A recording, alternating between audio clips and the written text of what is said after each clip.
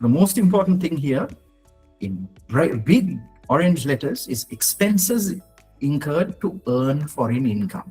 It's not random expense, it is expenses incurred in order to earn your foreign income. There's one new concept here, which is donations up to 75,000 rupees to approved charities. The Inland Revenue has a list of 80 something approved charities like the Indira Cancer Trust or the Maharagama Cancer Hospital. You can donate money there, and up to 75,000 can be reduced from your taxable income, not the tax payment, the taxable income. So what's the difference? That'll come up in a moment. So in order to get this lower tax rate of 15%, right, for foreign income, now what do you have to do? You have to bring the money into Sri Lanka through the banking system. You can't bring it through friends or crypto. We don't do crypto accounting because crypto is technically in violation of the Exchange Control Act. So please send your money through a bank account to your PFC, personal foreign currency accounts at banks in Sri Lanka.